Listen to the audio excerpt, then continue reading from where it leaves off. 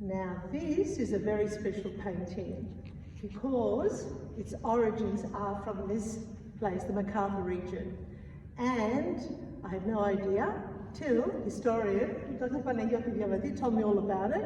So I visualized everything and I put it down on a canvas. Please explain to us, talk to us about this. Okay, you call it Patrida, which of course means homeland.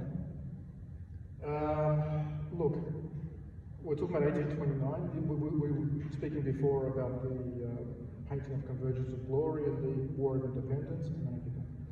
The War of Independence of the 1820s. And this actually links with that. Yes. The first Greeks to arrive in Australia, to live in Australia, to call Australia home, are these two characters, as you depicted them here, these two sailors. Plus, there were 5 of their comrades who were here for a few years and were given, there you go. Pardons. They were all pardoned in 1835. They arrived in 1829. They were all pardoned in 1835. 5 of them elected to go home. These 2 elected to remain here, and were living, as you mentioned, here in the Camden district at the time. And one of them is actually buried in Picton. Just a very short distance from where we are, only a few kilometres away. He spent most of his life there working for local families, particularly the Antill family, who Camden and MacArthur people will know that name quite familiar.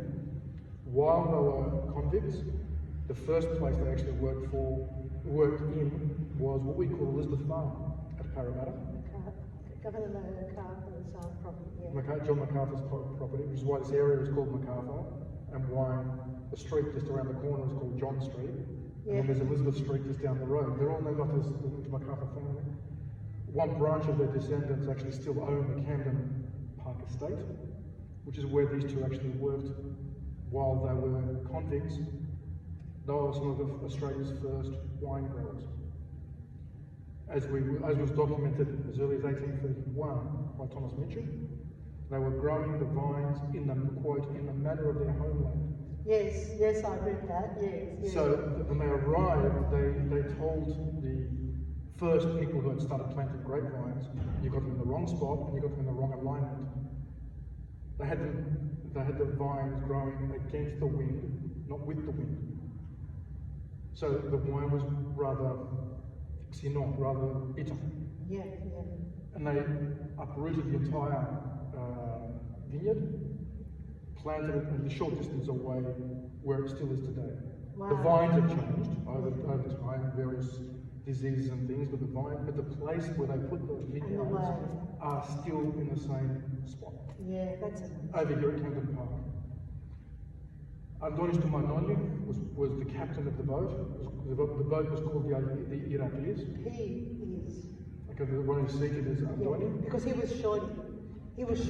By our standards, they were all short. But he was particularly short. He was short because I read about him and they mentioned how short he was. That's why he looks shorter than Vulgar. The convict record was actually really fascinating because they actually give us very good physical descriptions. Height, approximate weight, eye colour, hair colour, skin colour, scars. It's amazing. Any physical characteristics that were quite distinct. So they give us a real good idea about what these people actually looked like, because of course we have no photographs.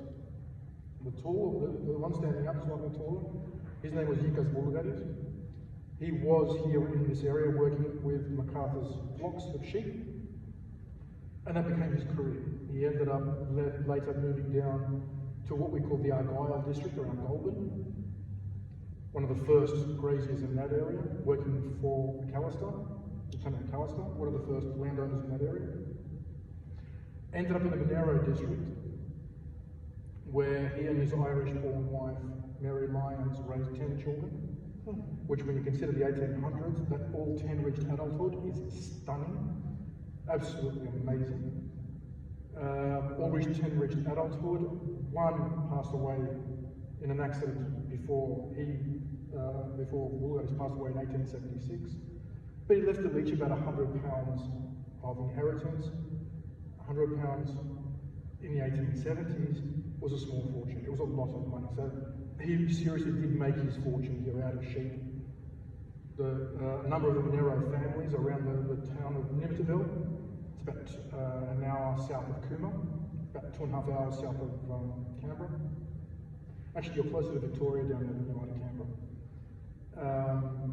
Still live in the area, and they are his descendants. They are their descendants. Wow, amazing. Which they only realised in the 1980s when the late Ambassador Hugh Gilchrist started doing research into the relationship of Australians and Greeks and brought these stories out. That's where I learnt about them.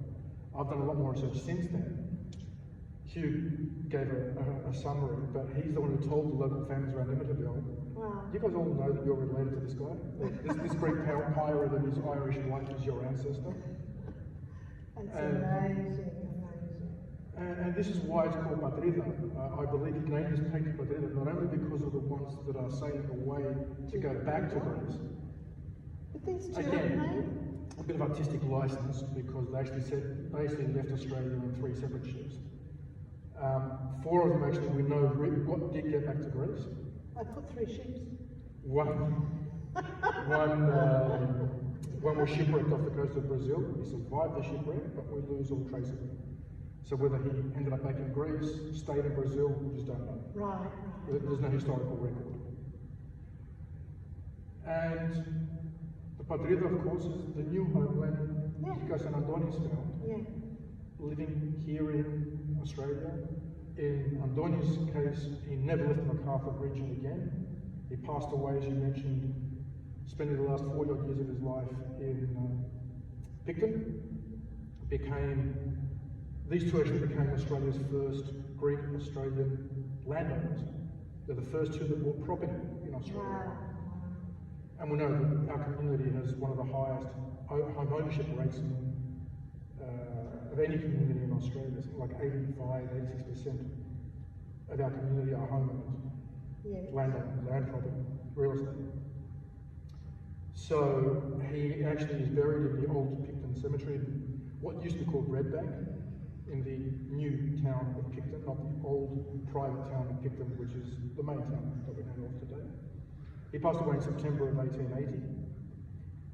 He did marry. He married an English girl. He married over in, we actually don't know where Lucas was married, probably just an estate somewhere, some farm, in the middle of nowhere.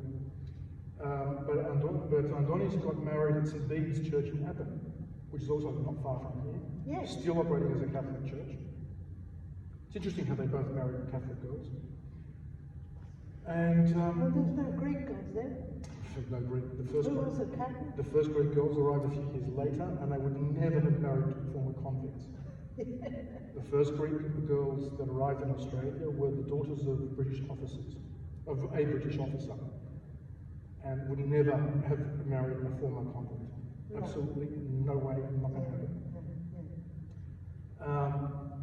Him and Elizabeth Gorey, his wife, did have a son, John, got in trouble with the law and disappears from historical record. There are a number of records of him in court for what we would call misdemeanors, public drunkenness, public nuisance, what we would call nothing serious.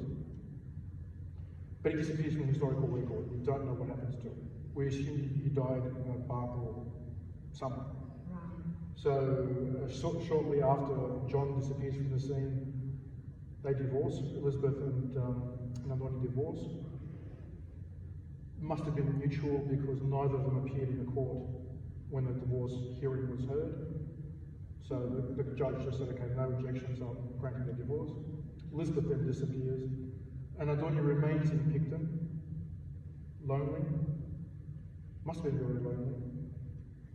Working as a gardener, working... Yeah, but he was very highly sought after by everybody. His skills, definitely. Because he had skills. But still going home to an empty house.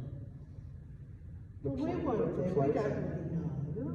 The place where his hut or his house was, we know exactly the block of land it was. It's on Hill Street. Those of you who visit Picton, it's on Hill Street, right next to a little creek that goes through, because Hill Street forms a bit of a V.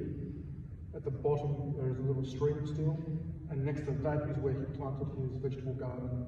Nice. And a little bit on a height, a little bit over, he built his house. That was his property, which he bought for the princely sum of £2. Wow. two pounds. It gives us an idea about how much 100 pounds was. It was a lot of money at that time for Wilbur's family. Wow. There's a lot more we could say, but congratulations on another beautiful painting. Beautiful. Thank you very much. Thank you for the invitation. Thank you. And thank you to Teresa Videla, the Mayor of Camden, for giving us her honour of being here today. Thank you very much.